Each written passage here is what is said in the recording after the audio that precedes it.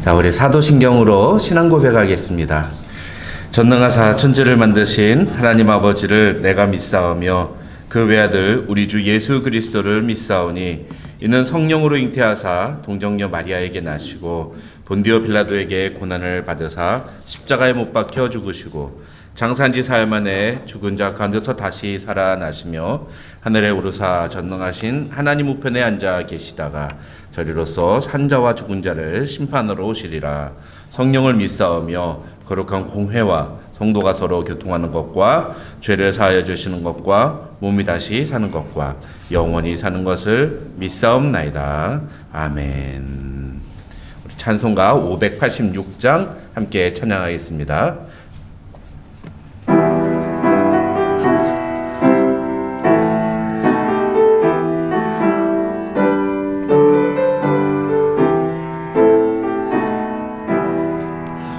어느 민족 누구게나 결단할 때 있나니 참과 거짓 싸울 때에 어느 편에 설 건가. 주가 주신 새 목표가 우리 앞에 보이니 빛과 어둠 사이에서 선택하며 살리라. 고상하고 아름답다 진리 편에 서는 일. 진리 위해 억압받고 명예 이기러도 비겁한 자 물러서나 용감한 자 굳세게 낙심한 자 돌아오는 그날까지 서리라. 순교자의 빛을 따라 주의 뒤를 쫓아서 십자가를 등에 지고 암만 향해 가리라. 새 시대는 새 사명을 우리에게 주나니 진리 따라 사는 자는 전진하리 언제나. 악이 비록 성하여도 진리 더욱 강하다. 진리 따라 살아갈 때 어려움도 당하리. 네가는 그 앞길에 어두운 장마 덮쳐도 하나님이 함께 계셔 항상 지켜 주시리. 아멘.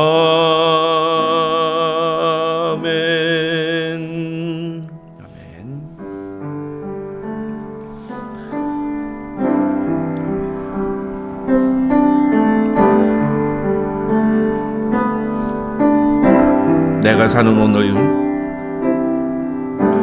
내가 사는 오늘 걸어가는 이 길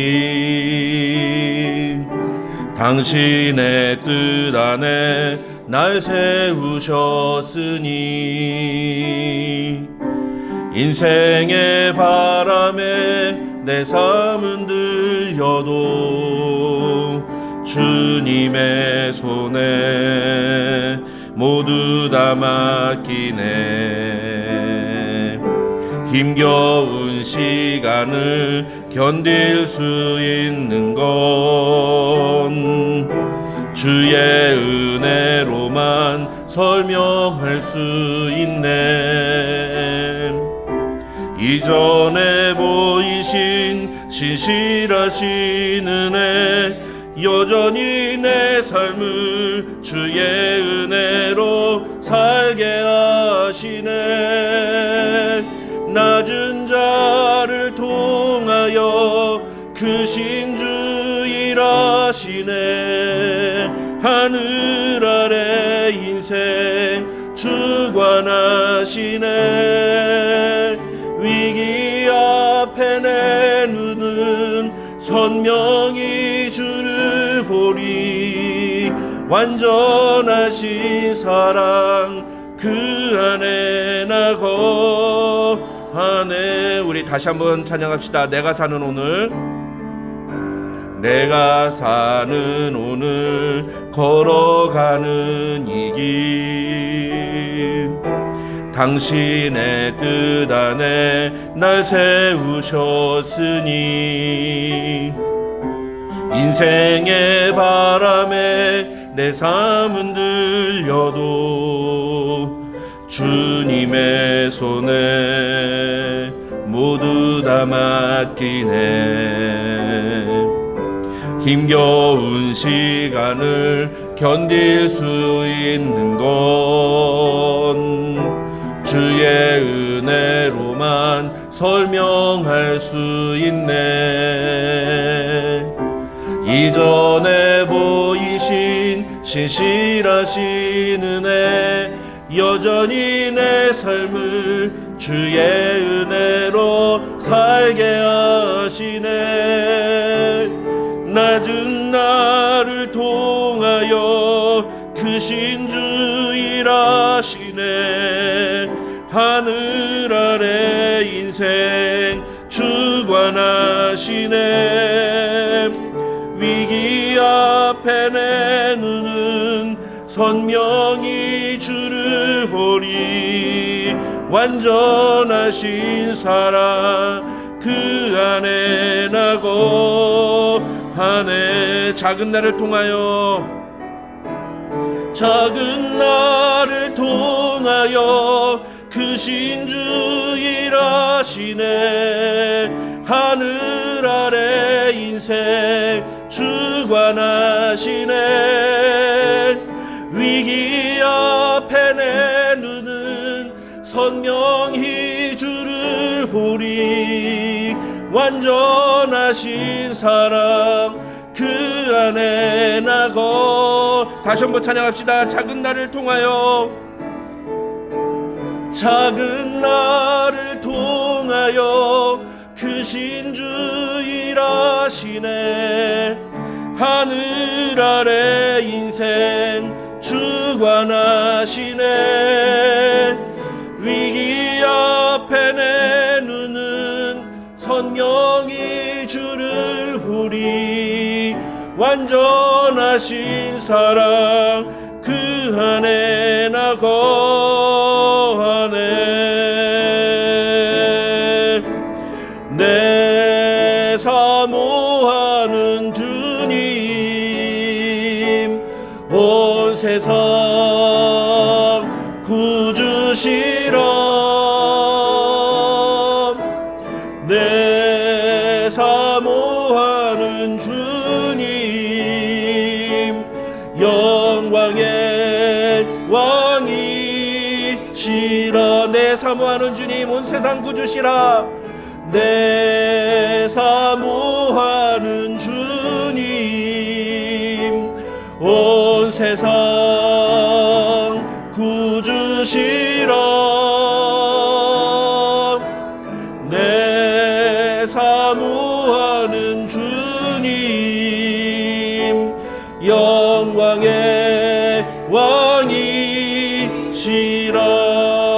다시 오실 때까지, 주님 다시 오실 때까지 나는 이 길을 가리라.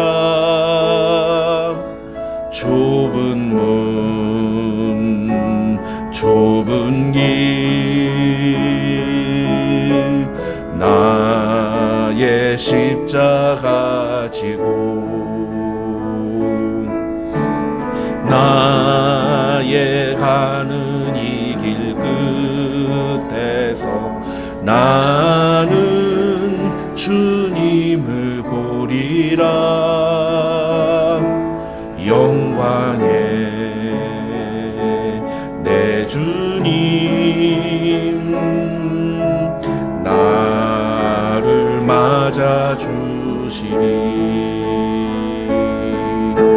주님 다시 오실 때까지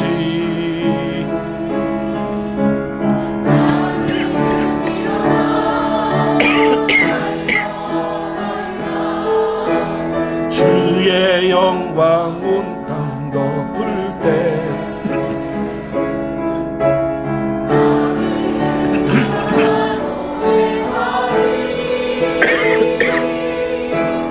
내 사모하는 주님 온 세상 구주시라. 내 사모하는 주님 영광의 왕이시라. 내 사모하는 주님 사모하는 주님 온 세상 구주시라. 내 사모하는 주님 영광의 왕이시라. 여러분, 이 시간 우리 함께 기도하겠습니다. 이 시간 기도할 때 하나님 그렇습니다. 주님만이 이 온 세상의 구주이십니다. 주님만이 영광의 왕이십니다. 오늘도 주님을 인정하고 주님 앞에 엎드리며 주님 앞에 우리 무릎 꿇고 예배 드리오니 하나님 우리의 마음을 받아주시고 주님 앞에 겸손하게 나오는 주의 사랑하는 자녀들을 주님 품으로 안아주시고 주님의 넓은 품으로 우리를 받아주시옵소서. 허물 많고 죄 많은 우리들이지만 주님의 십자가 보혈을 의지하며 주님 앞에 나아싸우니 하나님 우리를 긍휼히 여기시며 오늘도 상한 마음과 통회하는 심령으로 주님 앞에 나온 성도들에게 하나님 베풀만한 자비를 베풀어 주시고 은혜를 구하는 자들에게 은혜를 부어주시는 이 예배 시간 되게 하여 주시옵소서. 그렇게 사모하는 마음으로 함께 기도하겠습니다. 아버지 하나님 감사합니다. 아버지 하나님 오늘도 우리에게 귀한 시간 허락하여 주시고 하나님 오늘도 주의 말씀으로 우리를 채우시며 우리에게 주의 십자가 능력과 주의 십자가 보혈을 우리에게 허락하여 주심을 감사합니다. 하나님 아버지 오늘도 우리가 주님의 은혜를 바라보며 주님 앞에 나아싸우니 하나님 오늘도 주님의 그 십자가 보혈이 우리를 바로 세우며 우리를 다시 살리며 우리를 소송케 하는 놀라운 역사를 경험하는 이 아침이 되게 하여 주시옵소서. 상한 마음과 통회하는 심령으로 주님 앞에 나온 성도들 하나님 불쌍히 여겨주시고 우리의 주인 되시며 우리의 구원 되시며 우리의 능력이 되시면 하나님 바라볼 때에 하나님 베풀만한 자비를 베풀어 주시며 은혜를 구하는 자들에게 하나님 은혜를 베푸시는 하나님의 놀라운 은혜가 임하는 이 예배 시간 될 수 있도록 하나님 도와 주시옵소서. 하나님 앞에 아무도 공론에 세우지 아니하고 오직 주님의 십자가 보혈을 의지하며 나오는 이 예배 시간 될 수 있도록 도와주시고 선포되는 말씀 앞에 우리의 심령이 아버지 하나님 회복되며 아버지 하나님 주님 앞에 엎드려지는 이 예배 시간 될 수 있도록 하나님 도와주시고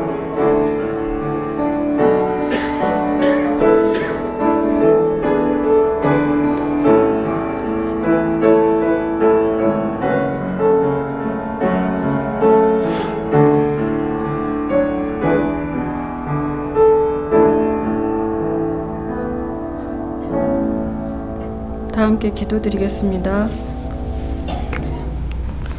주의 말씀은 내 발의 등이요 내 길의 빛이니이다. 진리의 말씀으로 우리를 지금까지 인도하신 주님을 찬양합니다. 사랑의 하나님, 오늘도 주님 앞에 나올 수 있는 은혜를 주시고 우리를 구속해 주셔서 감사합니다. 우리로 하여금 구원의 감격을 잊지 않고 주님의 살아계심을 널리 전하는 용기와 담대함을 허락하여 주시옵소서. 주님, 이 땅과 조국 대한민국을 위해 기도합니다.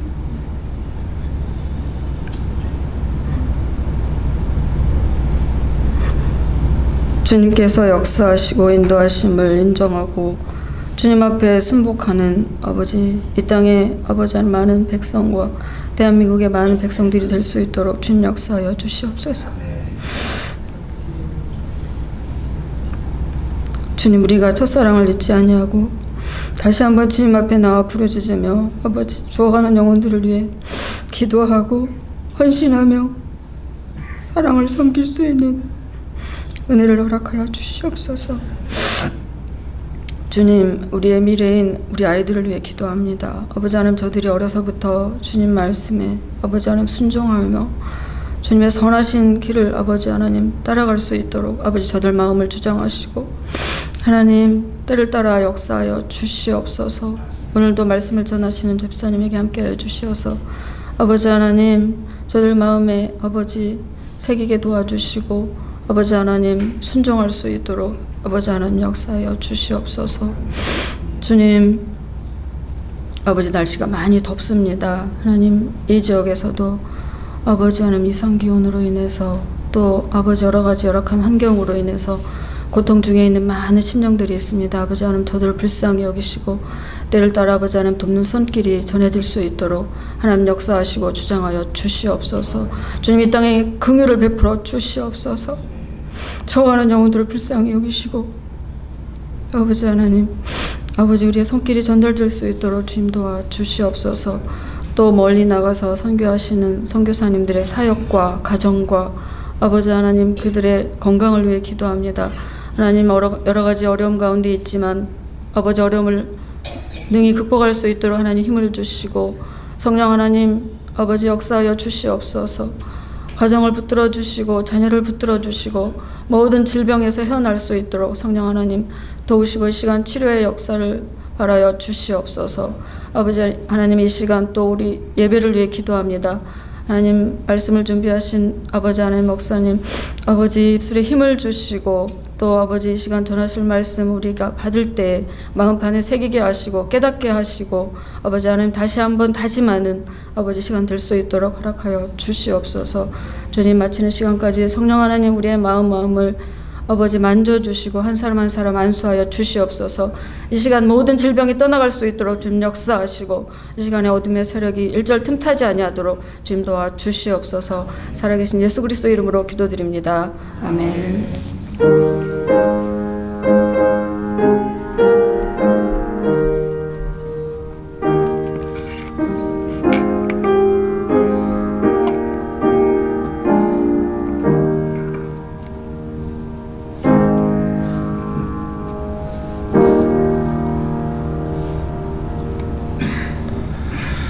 오늘 우리 계신 하나님의 말씀은 사사기 4장 17절부터 24절까지의 말씀입니다. 사사기 4장 17절부터 24절까지의 말씀입니다.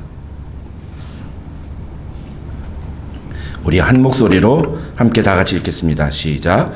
시스라가 걸어서 도망하여 겐사람 헤벨의 아내 야엘의 장막에 이르렀으니 이는 하솔 왕 야빈과 겐사람 헤벨의 집 사이에는 화평이 있음이라. 야엘이 나가 시스라를 영접하며 그에게 말하되 나의 주여 들어오소서 내게로 들어오시고 두려워하지 마소서 하매 그가 그 장막에 들어가니 야엘이 이불로 그를 덮으니라.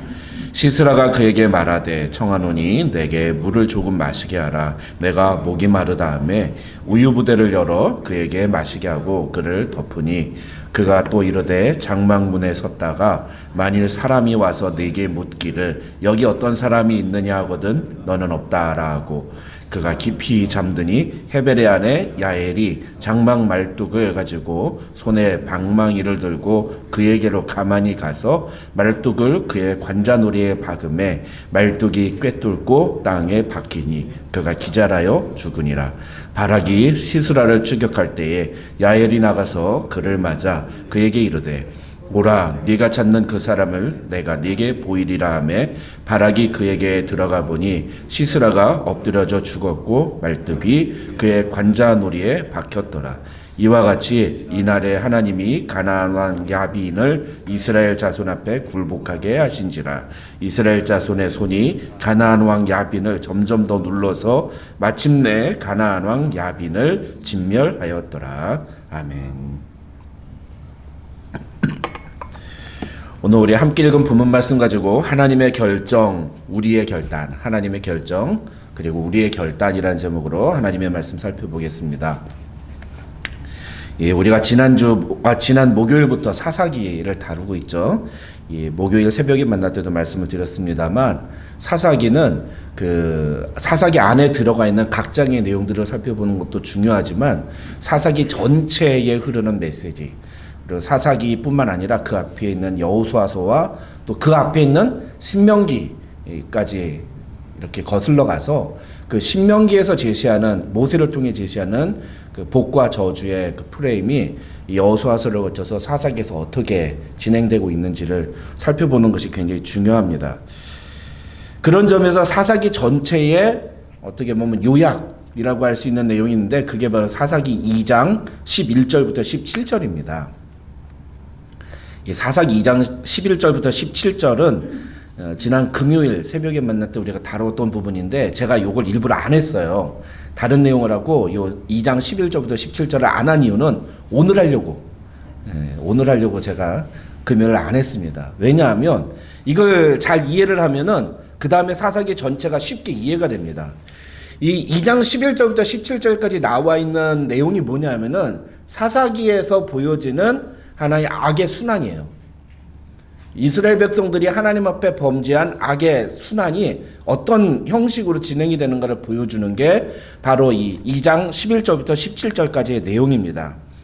가장 먼저 등장하는 건 뭐냐면 결국은 죄에 대한 고발입니다. 이스라엘 백성들이 범죄했다는 거죠. 그래서 2장 11절부터 13절까지를 보면 이스라엘 백성들이 하나님의 목전에 악을 행하고 그리고 여호와를 버리고 발과 아스타롯을 섬겼다. 그러니까 가나안 족속이 믿는 우상들을 섬겼다라는 이게 죄의 고발이죠. 여기서 우리가 중요한 것은 이 하나님께 죄를 지었다는 표현을 뭐라고 하냐면 여호와의 목전에 악을 행했다라고 얘기하거든요. 여호와의 목전에, 하나님 보시기에, 하나님 앞에서 라는 뜻이에요.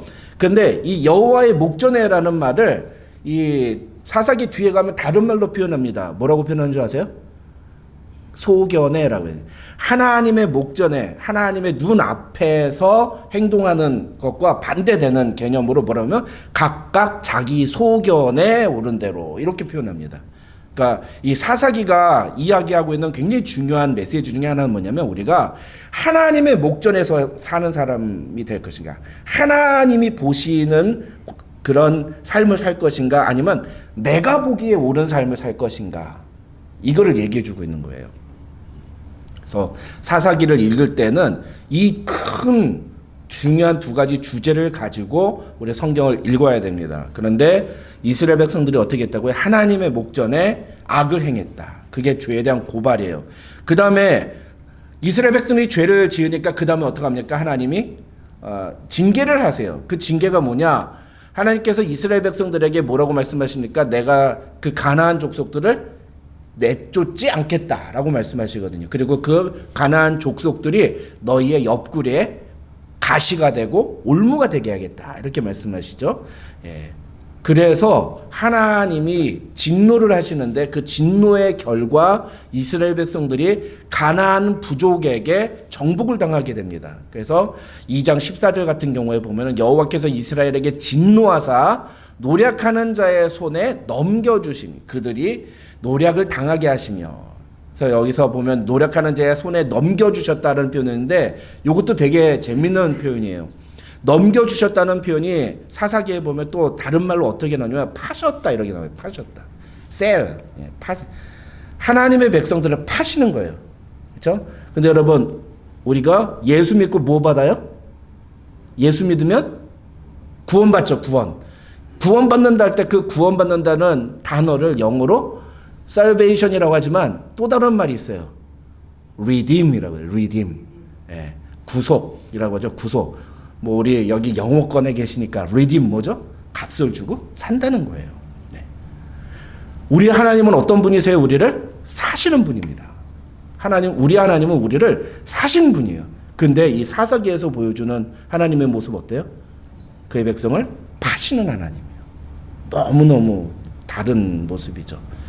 그러니까 하나님이 웬만해서 그의 백성들을 파시겠습니까? 안 파세요. 웬만하면 안 팝니다.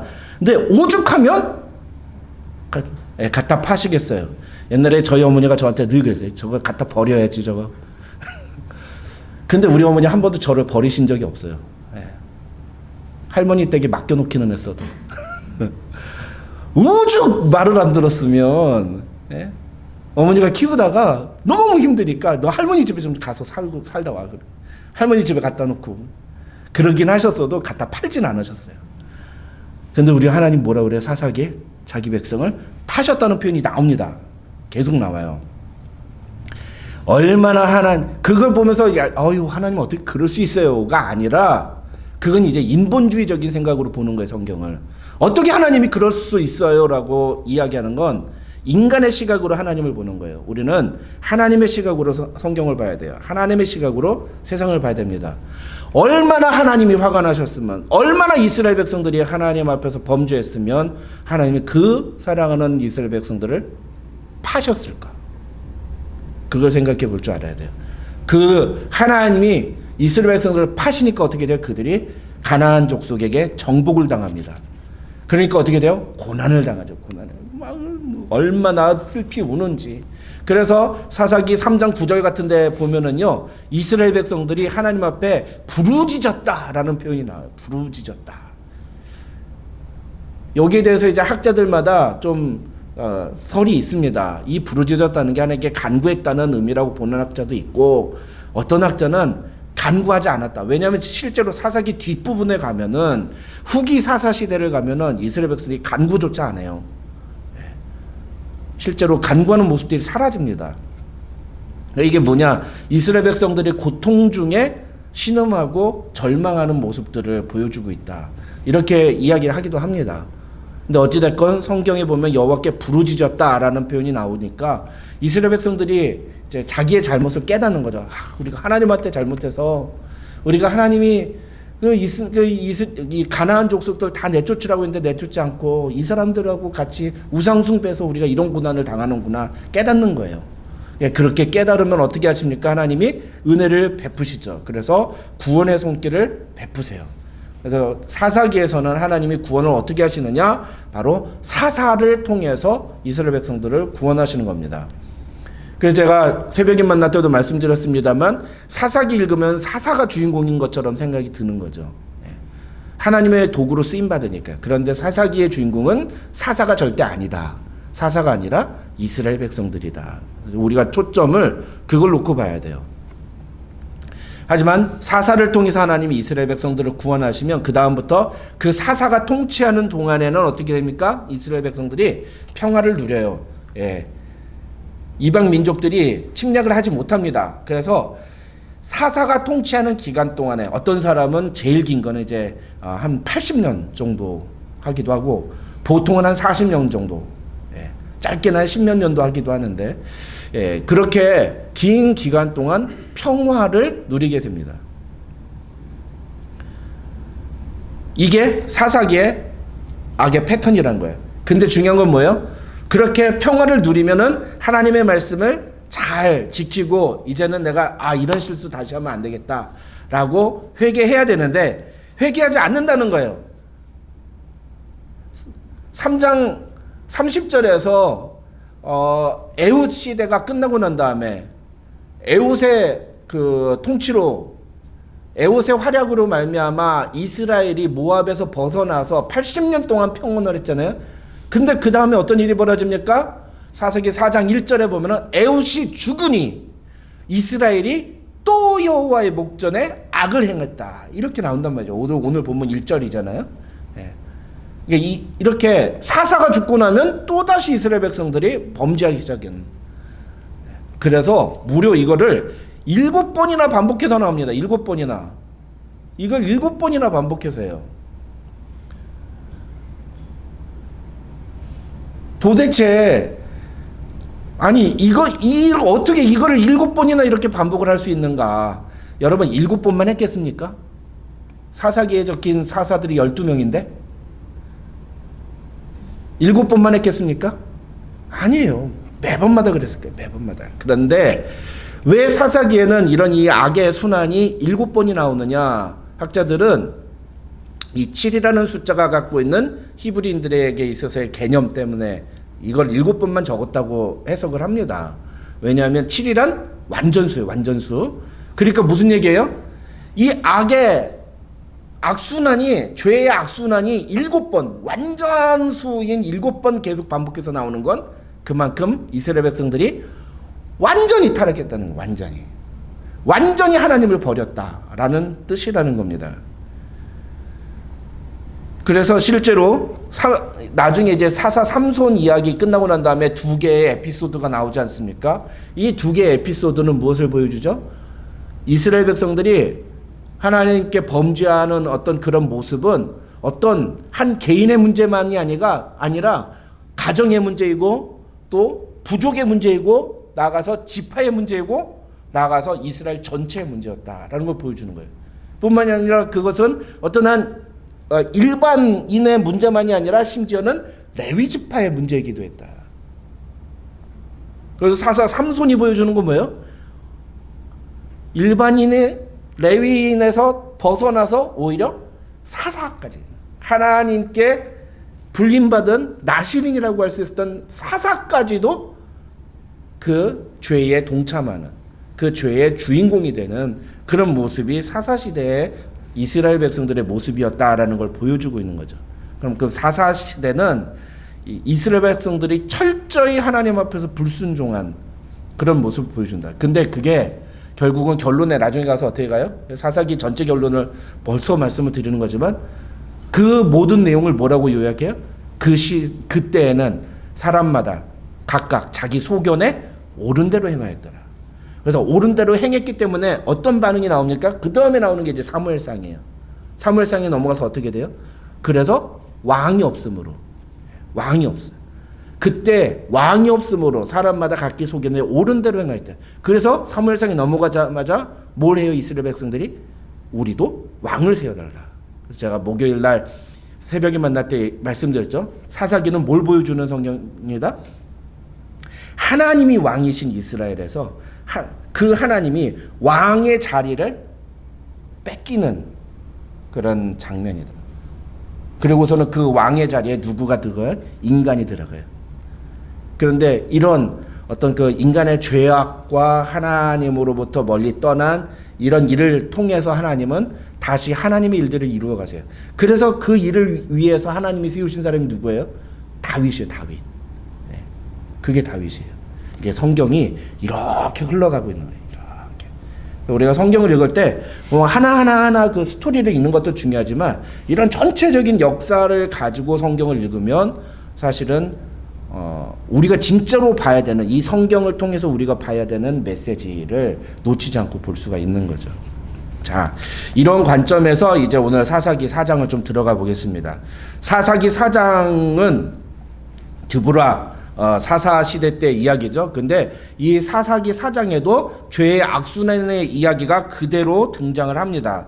먼저 4장 1절을 보시면 뭐라고 합니까? 아까 말씀드렸듯이 에웃이 죽으니 이스라엘 자손이 또 여호와의 복전에 악을 행했다. 죄의 고발이 나타납니다.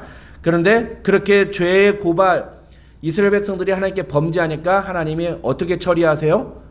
사사기 4장 2절에서 여호와께서 하솔에서 통치하는 가나안 왕 야빈의 손에 그들을 파셨다. 파셨다는 내용 나오죠? 네, 파셨어요.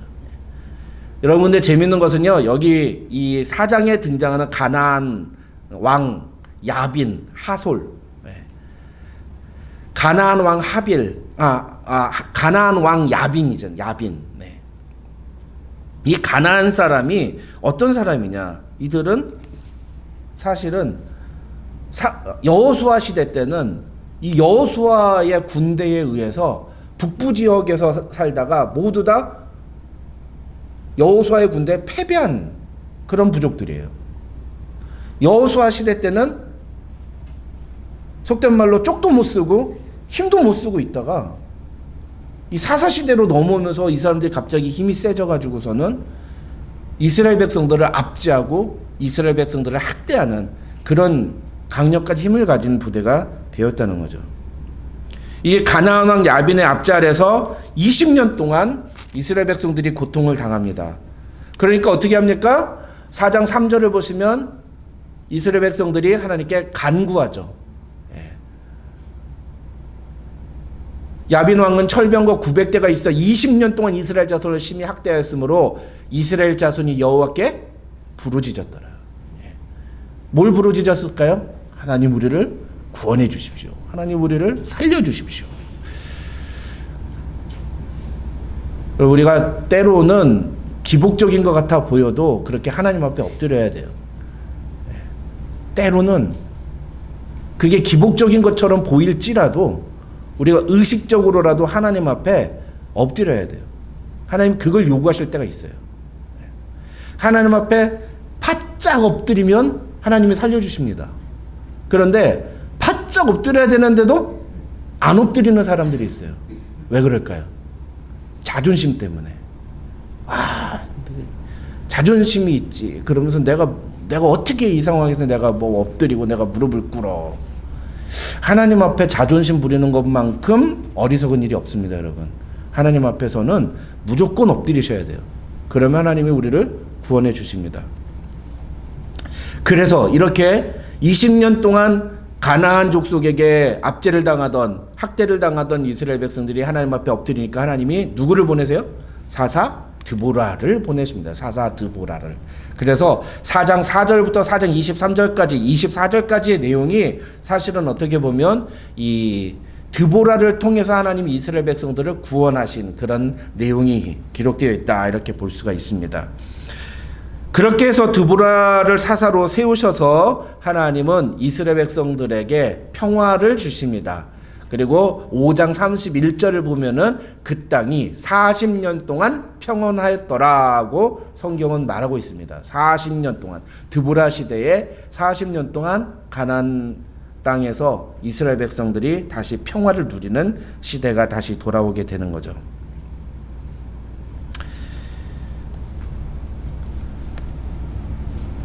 이게 이제 사사기 4장의 구조예요. 사사기 4장에서 나오는 죄의 악순환의 모습인 겁니다.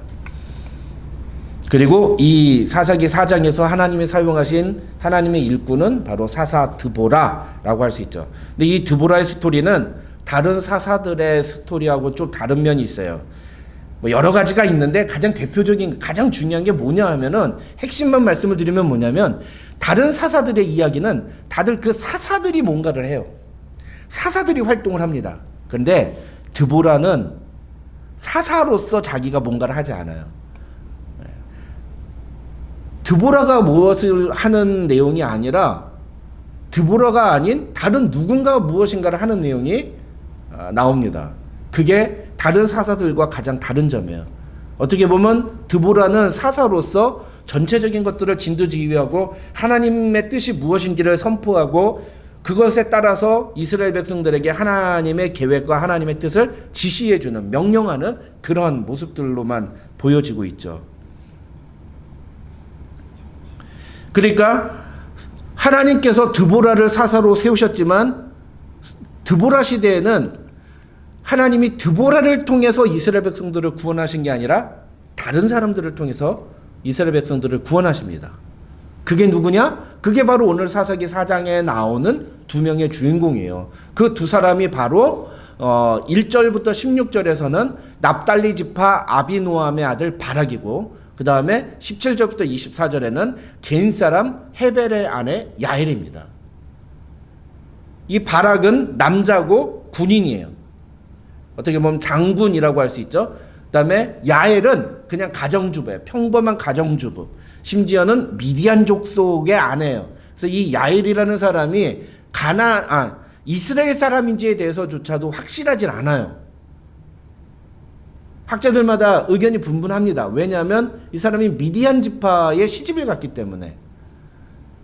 그렇지만 어쨌든 중요한 건 이 야엘이라는 평범한 가정주부가 이스라엘 백성들이 가나안에서 벗어나는데 큰 역할을 하게 된다는 거죠.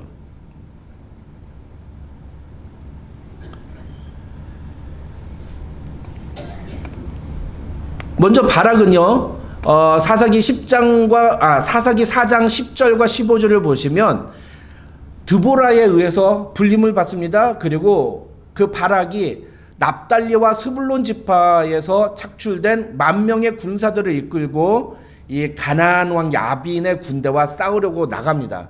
이 가나안 왕 야빈의 군대는 시스라라고 하는 이 대장이 이끌고 있었어요. 근데 이 사람이 얼마나 강력한 사람인지 당시에 어마어마한 그 힘을 갖고 있었다고 그럽니다. 근데 이 시스라하고 바락의 군대가 서로 전투를 벌여가지고 어떻게 됩니까? 15절을 보시면 여호와께서 바락 앞에서 시스라와 그의 모든 병거와 그의 온 군대를 칼날로 혼란에 빠지게 하심에 시스라가 병거에서 내려 걸어서 도망했다. 외적인 조건으로 보면 이 가나안 부족 시스라의 군대가 압도적으로 군사력이 센데 놀랍게도 스불론과 납달리의 10,000명의 군사를 데리고 나온 바락의 군대가 시스라의 군대를 이기게 되는 거죠. 그러니까 우리가 아까 살펴본 것처럼 이 드보라 시대 때 가나안 부족에게서 하나님이 이스라엘 백성들을 구원하는데 굉장히 큰 역할을 한 사람이 이 바락이라는 걸 볼 수 있어요. 예. 드보라 대신에 사실은 이스라엘 백성들을 구원하려고 했던 사람이 바락이에요. 이거 여러분 꼭 기억하셔야 됩니다. 바락은 나쁜 사람이 아닙니다. 굉장히 중요한 인물이에요. 굉장히 큰 역할을 한 사람입니다. 전쟁에서 승리한 장군이죠. 그런데 우리가 이 사사기 4장에서 조금 이게 문제가 되는 건 뭡니까? 그런 바락인데 이 사사기 전체에서 진짜 주인공으로 얘기하는 사람은 바락이 아니라는 거죠. 결론만 말하면 누구예요? 야엘이에요. 야엘. 예, 겐 사람 헤벨의 아내 야엘. 야엘이 진짜 주인공이에요. 야엘이 진짜 공을 차지한단 말이죠. 왜 그런 일이 벌어집니까? 9절을 보면 드보라가 바락한테 이렇게 얘기해요. 내가 반드시 너와 함께 가리라. 그러나 네가 이번에 가는 길에서는 영광을 얻지 못하리니 이는 여호와께서 시스라를 여인의 손에 파실 것임이니라. 하나님 그렇게 결정하셨다는 거예요. 여자의 손에 팔기로 결정했다는 겁니다. 다른 말로 하면 네가 가나안과 전투를 벌여서 네가 승리를 하기는 할 거야. 그러나 진짜 공은 네가 차지하지 않고 어떤 여자가 차지하게 될 거야 라고 드보라가 이 얘기를 하는 겁니다. 그러면서 이제 그 공을 차지할 사람이 누군지를 얘기하는 게 바로 성경이 말하는 게 바로 17절부터 24절의 내용이에요. 그게 겐사람 헤벨의 아내 야엘인 거죠. 야엘이 어떻게 공을 차지합니까? 시스라가 도망을 치다가 이 야엘의 집에 갑니다. 이 야엘의 집은 이 시스라가 이미 알고 있었던 사람 같아요. 왜냐하면 성경에 보면은 야엘의 집안과 이 가나안 부족 사이에 화평이 있었다고 얘기하기 때문이죠. 근데 그렇게 피신을 왔는데 결론만 말씀드리면 어떻게 됩니까? 야엘이 그 시스라 장군을 관자놀이에다가 말뚝을 박아서 죽여버려요. 저는 이 그림을 보면서 이거 말고 다른 그림 없나 되게 많이 찾았어요. 왜냐하면 저 그림을 보면 야엘이 굉장히 그럴만하구나 라고 생각이 드는,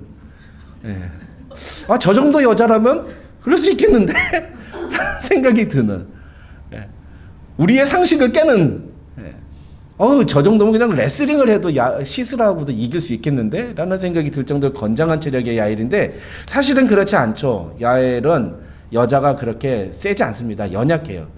제 아내 얘기를 자꾸 해서 죄송합니다만 제 아내가 굉장히 힘이 있고 저렇게 튼튼해 보이지만 여리여리한 여자입니다. 연약한 여자예요. 물건 무거운 거 못 들어서 맨날 제가 이렇게 들어야 되고 그래요. 제가 여보 당신이 들어봐, 당신이 들 수 있잖아 그러고 가서 맡겨주면 못 들어요. 잘 못 들어요. 되게 연약한 여자예요. 저는 저거 보면서 제 아내가 생각이 났어요. 야엘도 겉으로 보기에 저 사람도 분명히 부은 것이다.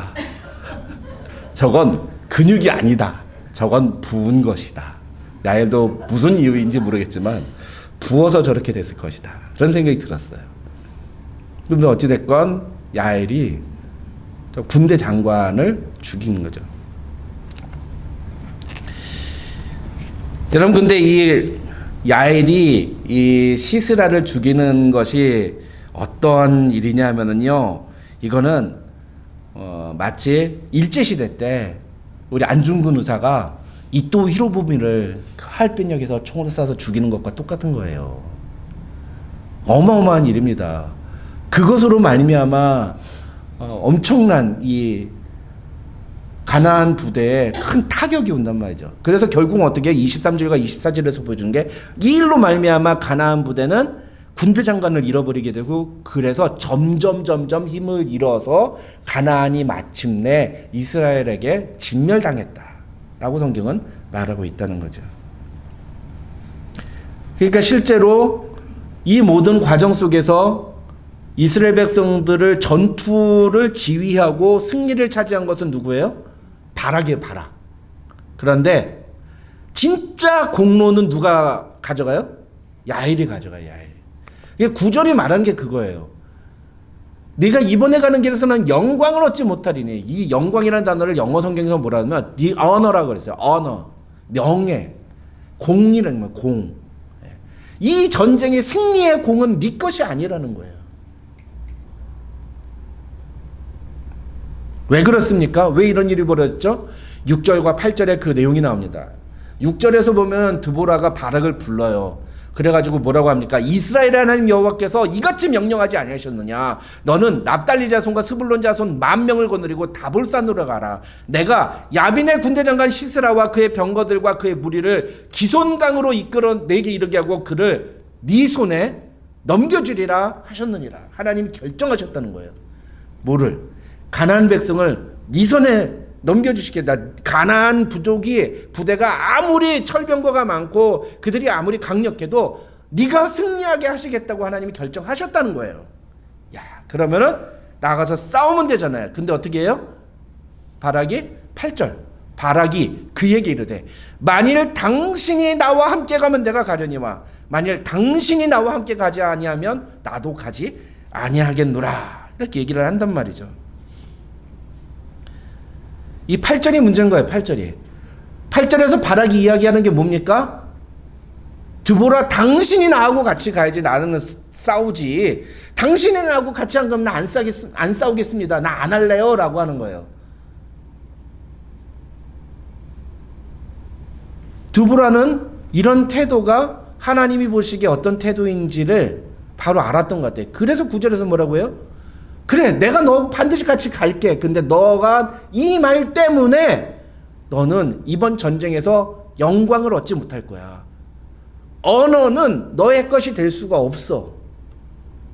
너는 너가 차지할 뻔했던 그 언어를 다른 여자에게 뺏기게 될 거야. 라고 이야기를 하고 있는 겁니다. 여러분, 하나님이 변덕이 죽을 듯 심한 분입니까? 방금 전에 바락의 손에 가나안 부족을 파시겠다고 하셨다가 영광을 다른 여자에게 주겠다. 이게 미리 정해진 걸까요? 아니에요. 왜 하나님이 이런 태도를 보이시는 거죠? 드보라가 왜 이런 말을 하는 거죠? 바락의 태도에 실망한 거예요. 하나님이 결정하셨으면 그 하나님의 결정 믿고 그대로 따라가면 되는데 거기서 토를 단 거예요. 그래? 하나님이 승리를 주시겠다? 근데 조건이 있어요. 뭔데? 드보라, 당신이 나하고 같이 가면 나도 싸우고 당신이 안 나가면 나도 안 싸울 거예요. 여러분, 이건 하나님을 믿는 거예요? 드보라를 믿는 거예요? 드보라를 믿는 거죠. 네. 여러분, 근데 우리가 하나님을 믿는다고 얘기를 하는데 하나님을 믿지 않고 사람을 믿는 경우들이 되게 많습니다. 하나님이 아니라 사람을 믿는. 그래서 제가 지난번에 우리 새벽에 만날 때 말씀드렸습니다만 여러분이 목사 의존적인 성도가 되면 안 된다고 말씀드렸죠. 여러분의 신앙이 여러분이 성경을 읽고 하나님의 말씀을 통해 여러분이 세워져 가는 것이 목사가 전하는 설교만 들으면 그게 유일한 통로여서는 안 된다고 그랬죠. 여러분 스스로가 하나님의 말씀을 읽고 공부하고 배우는 일들이 필요하다고 말씀드렸죠. 예? 높아심에서 다시 한번 말씀드립니다. 여러분이 목사 설교만 듣고 신앙생활 하시면 여러분은 하나님의 말씀으로 신앙생활 하시는 게 아니에요. 목사 설교 듣고 하는 거죠. 그러면 그때부터 어떤 일이 생겨요? 목사님에게 초점을 맞추는 거예요. 목사님에게. 그래서 어떤 목사님이냐에 따라서 내 신앙생활이 달라져. 내가 좋아하는 목사님이면은 신앙생활 열심히 하고, 내가 좋아하는 목사님이 아니면 신앙생활에서 멀어지는. 이건 건강한 신앙생활이라고 볼 수가 없어요. 목회자가 어떤 사람이냐에 따라서가 아니라 여러분은 하나님의 말씀을 따라서 신앙생활을 하셔야 됩니다. 하나님의 말씀이 기준이 되셔야 되고, 그렇다고 저를 미워하라는 얘기가 아니에요. 그렇게 오해하지 마세요. 뭐 여러분 그렇게 오해하실 분도 없어요. 내가 보니까 아 하면 아로 딱딱 알아듣는 분이라서 제가 너무너무 마음이 편한데, 안 그런 분들이 있더라고요. 꼭 이렇게 설교를 하면은 그럼 이제부터 목사님을 우리가 의존하지 말아야 되니까 목사님 필요 없다는 얘기인가? 이렇게 얘기하시는 분들도 있어요. 아니요, 그런 뜻이 아니에요. 목사는 반드시 필요합니다. 여러분의 신앙에 성도를 온전하게 하고 하나님의 일을 하도록 도와주는 역할을 하라고 하나님이 교회에 세우신 게 목사라고 했잖아요. 근데 여러분이 그 목사 의존적인 신앙생활을 하면 안 된다고요. 하나님을 의존하는. 목사에 의해서 변화되는 거는 사람을 보는 거예요. 그게 바로 오늘 본문에 나오는 바라기의 바라. 드보라, 당신이 나하고 같이 가면, 당신이 나하고 같이 가면 내가 가겠습니다. 근데 당신이 안 가면 나 안 갑니다. 그럴 때 하나님은 네가 영광을 차지할 뻔했는데 그 영광이 이번에는 너의 것이 되지 못할 것이다. 그 공은 헤벨의 아내 야엘에게로 넘어갈 것이다. 그래서 야엘이 이 시스라를 죽이게 되는 일이 벌어지게 되는 거죠. 여러분, 그러면 야엘은 뭐 이렇게 이 하나님의 이 은혜로 말미암아 뭔가 이게 슈퍼 파워가 아까 그림에서 본 것처럼 이렇게 막 이렇게 등치가 건장해가지고 그런 일 할 수 있었을까요? 아닙니다, 여러분. 여러분 17절을 보시면 어떤 얘기였냐? 아까도 말씀드렸습니다만 17절을 보면 이 하솔왕 야빈과 개인 사람 헤벨의 집 사이에는 화평이 있었다, 이렇게 얘기가 돼요. 가나안 부족의 왕이 하솔인데, 하솔이라는 왕의 이름이 야빈이에요. 그 야빈이라는 왕하고 이 야엘의 남편하고 사이에 굉장히 좋은 유대 관계가 있었다. 그래서 영어에서 보면은 이 둘 사이에 프렌들리 릴레이션십이 있었다라고 이야기를 하고 있단 말이에요. 굉장히 가까운 집안이었다는 거예요. 그런데 어떤 일이 벌어진 거예요? 믿는 도끼에 발등 찍힌 거죠. 시스라는 이 헤벨의 집에 가면은 자기가 목숨을 구할 수 있을 거라, 마치 옛날에 두 명의 정탐꾼이 다말의 집에, 다말인가요? 뭐 갑자기 이름이 라합, 기생 라합의 집에 숨었을 때 라합이 그 정탐꾼 두 명을 숨겨준 것처럼 이 시스라도 아마 야엘이 자기를 그렇게 숨겨줄 거라고 생각했을 겁니다. 믿었던 거죠. 그래서 뭐라 그래요? 밖에 나가서 망보고 있다가 혹시 누가 나 찾으면 없다고 얘기해요. 나 모른다고, 여기 안 왔다고 얘기하셔야 됩니다. 알겠습니다. 걱정하지 마시고 주무세요. 웬걸 이렇게 자다가, 여러분 여기 보면은 이 야엘이 이 시스라한테 우유를 먹였다고 하잖아요. 근데 이 우유가 그냥 우유가 아니라 학자들은 이 여기 담겨진 그 문법적인 언어적인 걸 막 찾아가지고 연구해 본 결과 이게 수면제 역할을 하는 그런 우유라고 얘기를 하기도 해요. 근데 그런 것까지 자세하게 얘기할 필요는 없어서 제가 그냥 이렇게 가볍게 넘어가는데, 어쨌든 그 야엘이 준 우유 먹고서는 잠들고, 그 자다가 정신이 없어서 얼마나 피곤했는지 정신을 못 차리고 여자가 와가지고, 말뚝이 뭐냐면은 텐트 칠 때 그 땅에 박는 징이에요, 징. 그 말뚝. 그거 갖고 여기 관자놀이를 찍어서 죽였단 말이죠. 여러분, 근데 이건 시스라의 입장이고, 이걸 뒤집어서 생각해 보세요. 시스라를 죽인 것은 헤벨이 아니라 헤벨의 아내 야엘이에요. 가정주부란 말이죠. 근데 당시 사회가 어땠습니까? 여자는 사회활동이 금지된 시대였어요. 여자가 뭘 한다고. 옛날에 우리 조선시대 때 어떻게 했어요? 여자는 남자랑 같이 밥도 못 먹었어요. 그래서 우리 교회도 그렇게 밥 먹을 때 여자 남자 갈라서 먹나? 같이 먹으면 안 되는 거예요? 먹어도 되죠. 아닐 거예요. 그런 의미는 아닐 건데 자동적으로 이렇게 갈라지시더라고요. 이거 빨리 깨야 되는데. 어찌 됐건 옛날에 보면 그랬잖아요. 어디 여자가 감히 남자랑 같이 밥을 먹어. 그보다 더했던 시대예요. 이 시대는 어디 여자가 감히 소는 누가 키워 뭐 이런 얘기. 여자는 숫자에 세지도 않았어요. 그러니까 우리 오늘 예배 시간에 참여한 인원이 대략 봐서 한 20 몇 명 되는데 아니야 하나 둘 셋 넷 다섯 여섯 일곱 여덟 아홉 10명이에요. 10명. 그날에 은혜와 진리 장로교회 10명이 참석하였더라. 이렇게 되는 거예요 지금. 여자는 숫자도 세지 않는 시대. 완전히 인권이 무시되고 사회적으로 인정받지 못하는 존재가 여자였단 말이죠. 더군다나 가정주부. 근데 그 가정주부 자기 남편이 어떻다고요? 하소랑 야빈하고 프렌들리 릴레이션십을 갖고 있었다고요. 굉장히 가까운 사이였다고요. 여러분 생각해 보세요. 남편이 매년마다 10 밀리언 달러짜리 거래를 하는 어떤 클라이언트를 알고 있어요, 내가. 근데 그 클라이언트가 범죄를 저지르는 장면을 내가 목격했네? 여러분 가서 그 클라이언트 고발할 수 있어요? 그 사람 죄지었다고 가서 고발할 수 있어요? 그러면 우리 집안에 매년마다 10 밀리언 달러를 벌어주는 그 클라이언트가 갑자기 일을 못하고 그 10 밀리언 달러의 손실이 오는데 우리 집에. 그 사람 고발할 수 있어요? 쉽지 않은 일이에요. 쉽지 않은 일. 야엘이 시스라 죽인 거 당연하게 생각하면 안 돼. 이거 어마어마한 결단입니다. 이거 절대로 하기 쉽지 않은 일이에요. 그런데 야엘은 그런 상황에서 시스라를 죽인 겁니다. 여러분 지금 성경이 우리에게 이야기하고 하려는 메시지가 뭔지 보이세요? 오늘 보면은 단순히 누가 시스라를 죽였냐, 바락이 죽였냐, 야엘이 죽였냐 그걸 얘기하는 게 아니에요.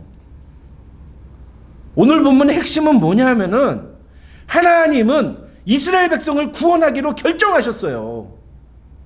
가나안 백성들에게서 20년 동안 고통당하는 이스라엘 백성들을 이제는 구원해야 되겠다라고 결정하셨다고요.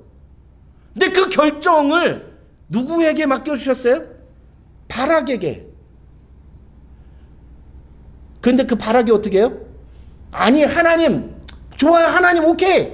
근데 하나님만으로는 부족하고 드보라 당신이 나하고 같이 가야지 내가 이거 하겠습니다라고 조건을 거는 거예요. 그게 바락의 결단이에요.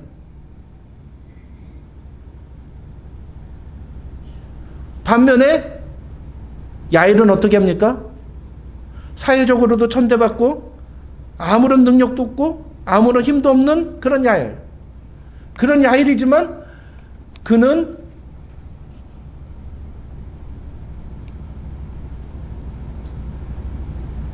그 어려운 상황 속에서도 감히 그렇게 행동하면 안 될 것 같은데 사회적인 통념이나 가정의 경제적인 거나 여러 가지 면을 봤을 때도 그렇게 하면 안 될 것 같은데 야엘은 그걸 다 깨트리고 하나님이 결정하신 대로 움직였어요. 그리고 시스라가 깊이 잠든 사이에 말뚝을 가지고 와서 시스라의 관자놀이에다가 말뚝을 박아버리고 결국 시스라를 죽입니다. 야엘이 어떻게 해서 이런 일을 할 수 있었을까에 대해서 학자들이 많이 찾아보다가 찾아낸 힌트가 뭐였냐면 22절에 나오는 이 야엘의 말이에요. 무슨 말? 바락한테 시스라를 찾아서 쫓아온 바락한테 이렇게 말하는 거죠. 네가 찾는 그 사람을 내가 네게 보이리라. 이 말이 결론만 그냥 말씀을 드리면 무슨 말이냐면 이 말을 통해서 야엘은 바락에게 나도 이스라엘 민족입니다 라고 얘기를 하고 있다 이렇게 설명을 합니다. 나도 이 가나안 부족들과 싸우는 하나의 멤버입니다. 아무런 힘도 없고 아무런 조건도 없고 아무런 자격도 없고 누가 나한테 시켜준 것도 아니지만 내가 할 수 있는 범위에서 내가 할 수 있는 상황에서 나도 이 전쟁에 참여하겠습니다. 그리고 내가 우리의 대적 시스라를 죽였습니다 라고 얘기하고 있는 거예요.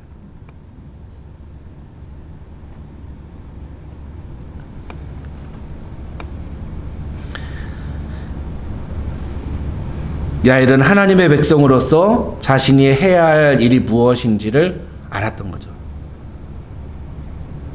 그리고 찾아보니까 자기가 할 수 있는 일이 무엇인지를 알았던 거예요. 그게 뭐예요? 곤이 잠들어 있는 시스라를 죽이는 거였어요. 얼마나 무서웠겠습니까, 여자가. 그것도 관자놀이에다가.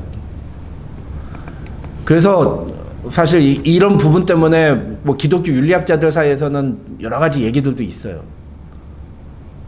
하지만 뭐 이거하고 이제 대표적으로 나오는 게 사사기 3장에 나오는 에웃이에요. 왼손잡이 에웃.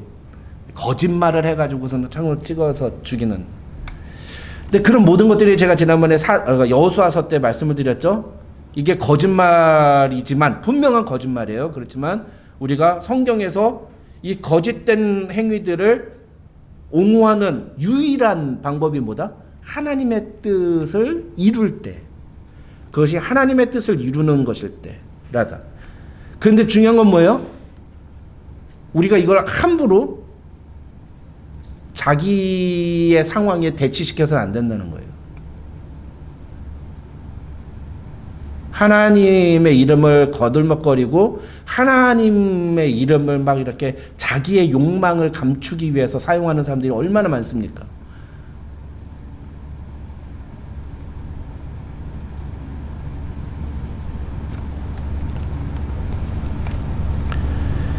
하나님의 결정은 뭐였어요? 이스라엘 백성들이 20년 동안 압제당하는 가나안의 손에서 이스라엘을 구원하시겠다는 것이었어요. 그 일을 바락에게 맡기셨습니다. 그러나 바락은 그 순간 하나님이 아니라 사람을 의지합니다. 그것이 바락의 결단이었어요. 하나님은 그런 바락의 결단을 보시고 실망하시고 바락에게 주시려던 그 영광을 야엘에게로 넘기십니다. 그 여인에게로 넘기세요. 야엘은 누가 시킨 것도 아니고 그렇게 해야 되는 의무가 있었던 것도 아니고 책임이 있는 것도 아니었어요. 그렇지만 자기가 하나님의 백성이라는 정체성을 가지고 자기가 지금 할 수 있는 일이 무엇인가를 찾았을 때 할 수 있는 유일한 방법, 시스라를 죽이는 것이었어요. 오늘 우리가 주목해야 되는 것이 바로 이런 야엘의 결단인 거죠. 하나님은 우리의 삶에서도 하나님의 뜻을 이루시기 위해 여러 가지 것들을 결정하십니다. 하나님이 결정하신 일들이 있을 거예요. 그런데 중요한 건 뭐냐면 그 하나님의 결정을 하나님은 하나님의 사람들을 통해서 이루어 가시길 원하신다는 거예요. 대표적인 것 중에 하나가 이제 미시오데이, 하나님의 선교라는 거예요. 선교. 하나님이 모든 사람을 구원하기로 작정하셨다면 우리가 굳이 나서서 복음을 전할 필요가 없잖아요. 그렇죠? 하나님이 구원하시기로 작정하셨으면 어떻게든 구원하실 거 아니에요. 그게 지난 몇백 년 동안 이 기독교 역사에서 교회에서 나왔던 하나의 신학적인 주제예요. 하나님이 구원하기로 작정하신 사람이라면 반드시 그 사람 구원하실 거 아니냐. 그러면 그 하나님이 그 사람을 구원하실 것이다. 인간이 그 사람을 위해서 뭐 복음을 전하거나 그러지 않아도 된다. 그게 미시오 데이라고 하는 하나님의 선교의 개념이에요. 이 캐톨릭에서 나온 개념인데 정말 그럴까요? 아니에요. 하나님은 하나님이 저 사람에게 구원하기로 작정하셨으면 그 사람을 구원하기 위해서 다른 사람을 쓰십니다. 다른 누군가가 그 사람에게 복음을 전하기를 원하세요. 그 일의 쓰임을 받을 때 나는 그 한 영혼을 주님께로 인도하는 놀라운 언어를 얻게 되는 거예요. 그런데 많은 사람들이 그 하나님의 결정에 순종하고 그 하나님의 뜻대로 행동하는 것에 있어서 조건을 답니다. 상황을 보죠. 눈치를 봐요. 지금은 뭐가 안 되고, 지금은 뭐가 어떻고, 지금은 뭐가 이렇고. 그렇게 되면 어떻게 될까요? 하나님의 결정이 취소가 될까요? 아니요. 하나님은 우리가 가만히 있어도 하나님의 뜻을 이루십니다. 예. 여러분 착각하지 마세요. 그런데 그게 내가 아닐 뿐이에요. 하나님이 나에게 그 일을 맡기시는데 내가 그 일을 해야 되는데 내가 안 하면 나 아닌 다른 누군가를 통해서 하실 뿐이에요. 하나님의 결정은 변하지 않아요. 뭐가 변해요? 그 결정을 이루는데 쓰임받는 도구가 변할 뿐이에요. 그게 누구예요? 그게 우리의 결단에 의해서 결정이 되는 겁니다.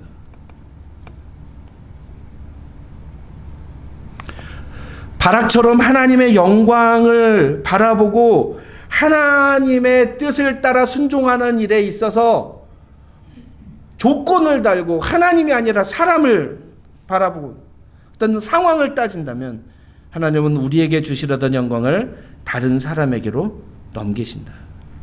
그러나 상황과 조건이 아닌 하나님의 백성이라는 정체성을 가지고 하나님이 기뻐하시는 것이 무엇인가를 따라 살려고 노력했던 야엘의 모습, 그 야엘의 결단.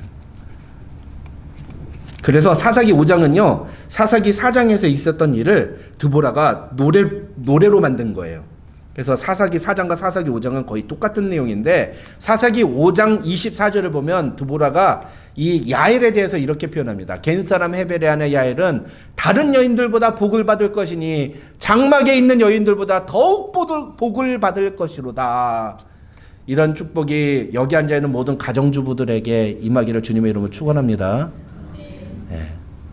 여러분들 근데 저기 표현에 재밌는 게 있는데 뭐냐면 다른 여인들보다 복을 받을 것이니 장막에 있는 여인들보다 더욱 복을 받을 것이로다 라고 돼 있죠. 장막에 있는 여인이라는 게 무슨 뜻일까요? 예?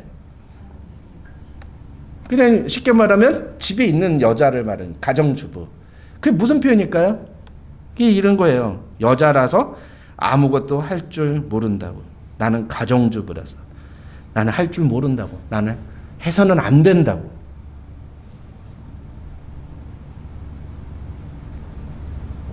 그렇게 생각하고 가만히 있었던 다른 여자들.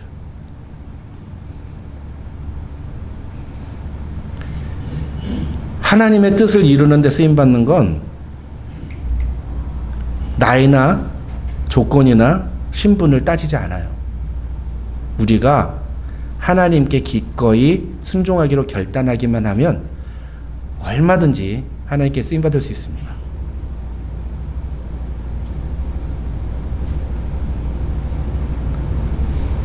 오늘 야엘의 모습이 그걸 보여주는 거예요. 야엘은 자신이 하나님의 백성이고 지금 치르는 이 전투가 어떤 성격을 갖고 있는 전투인지를 알았어요.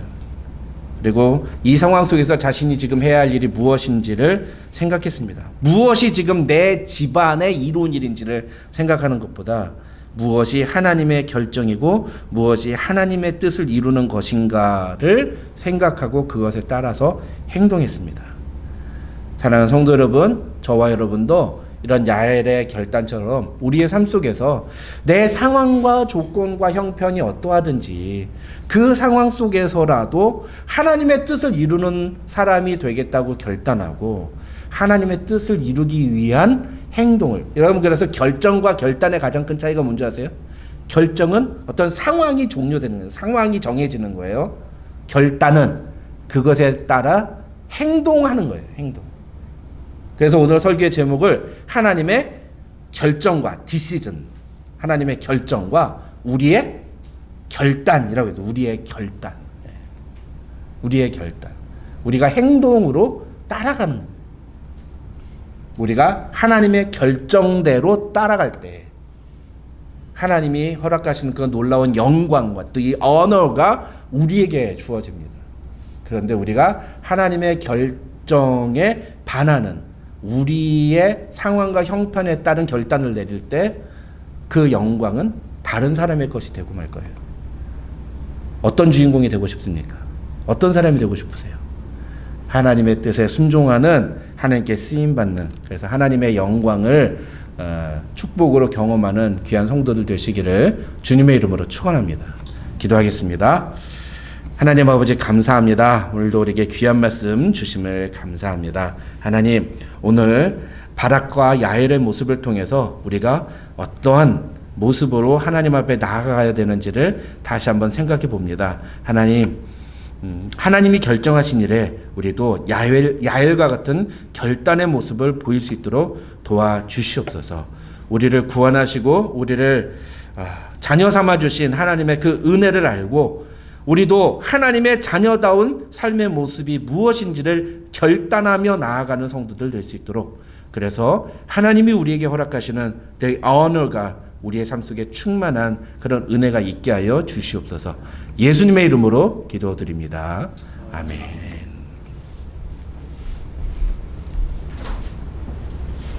교회 소식 전해드리겠습니다.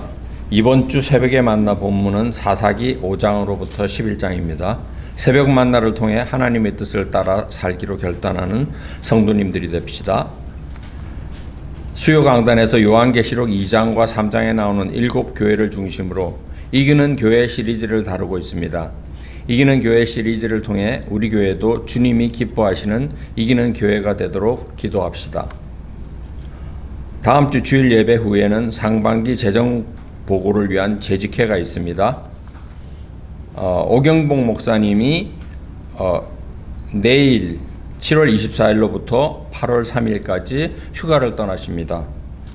예, 2달 동안 비우는데 모두 다 기도로 기다려 주시기 바랍니다. 그리고 오늘 이렇게 예배 참석하신 손님 계십니다. 우리 신하미 권사 옆에 앉아 계신데요. 일부러 45년 전에 직장에서 만났는데 지금 이때까지 관계를 유지하고 있고요. 어바인에서 여기까지 또 후배 보러 왔습니다. 예, 감사합니다.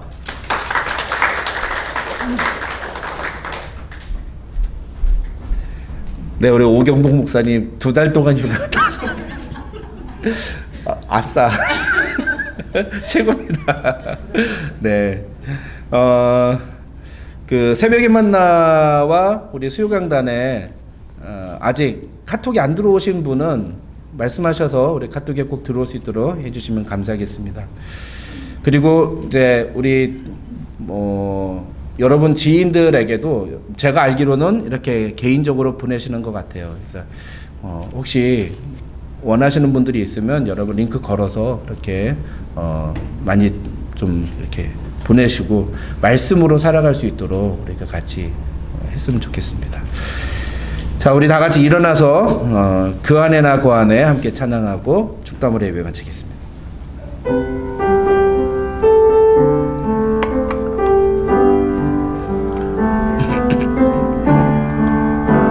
내가 사는 오늘 걸어가는 이 길, 당신의 뜻 안에 날 세우셨으니 인생의 바람에 내 삶은 들려도 주님의 손에 모두 다 맡긴 해. 힘겨운 시간을 견딜 수 있는 건 주의 은혜로만 설명할 수 있네. 이전에 보이신 신실하신 은혜, 여전히 내 삶을 주의 은혜로 살게 하시네. 작은 나를 통하여 크신 주 일하시네. 하늘 아래 인생 주관하시네. 위기 앞에 내 눈은 선명히 주를 보리. 완전하신 사랑 그 안에 나 거하네. 일하시네. 작은 나를 통하여 크신 주 일하시네. 작은 나를 통하여 크신 주 일하시네. 하늘 아래 인생 주관하시네. 위기 앞에 내 눈은 선명히 주를 보리. 완전하신 사랑 그 안에 나 거하네. 기도하겠습니다. 하나님 감사합니다. 하나님 오늘도 우리에게 귀한 예배 시간 허락하여 주시고, 아무 자격 없고 공로 없는 우리지만 우리를 자녀 삼아 주셔서 이 세상 속에서 하나님을 아버지로 부르며 살아갈 수 있도록 허락해 주시니 감사합니다. 하나님, 오늘 이 예배를 마치고 이제 우리의 가정으로 돌아가면서 이제는 우리가 하나님의 자녀다운 삶을 살기로 결단하는 이 시간이 되길 원합니다. 하나님, 내가 어떻게 사는 것이 하나님의 자녀다운 삶인지를 분명하게 알고, 우리를 자녀 삼으신 예수 그리스도의 십자가의 은혜가 헛되지 않도록 나의 작은 삶을 통하여서 하나님이 일하시는 것들을 경험하는 그런 은혜가 있게 해달라고 주님 앞에 내 삶을 내어드리는 헌신과 결단이 이 시간 있게 하여 주시옵소서. 하나님, 우리가 주님 앞에 나와 예배를 드리며 이 예물을 드리는데 이 예물이 우리의 몸과 마음을 주님 앞에 드리는 예물이기를 소망합니다. 헌금의 액수의 많고 적음이 문제가 아니라 이것이 정말 우리의 마음을 표현하고 우리가 하나님을 향한 우리의 마음을 담은 예물이라면 하나님 이 예물을 기쁘게 받아주시고 하나님의 뜻을 위해 사용하여 주시며, 하나님 그렇게 우리의 삶을 사용하여 주시옵소서.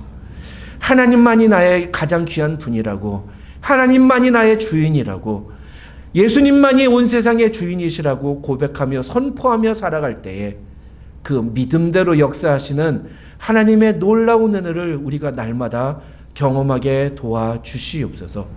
오늘도 이민생활 속에서 힘들고 지쳐 오직 하나님만이 답이라고, 하나님이 아니면 우리는 절망할 수밖에 없느라고 고백하는 성도들을 위로하시고 붙드시며, 하나님 그들에게 필요한 것들을 주께서 채우셔서 하나님의 공급하시는 은혜로 이스라엘 백성들이 40년 광야를 만나로 살아갔던 것처럼 하나님, 우리도 그 하나님의 은혜의 만나로 살아가는 귀한 성도들 될 수 있도록 축복하여 주시옵소서. 지금은 우리 구주 예수 그리스도의 한이 없으신 은혜와 우리 아버지 하나님의 만극하신 사랑과 성령님의 감동, 감화, 교통 충만하신 은혜가 너희 무리 가운데 함께 있을지어다. 아멘.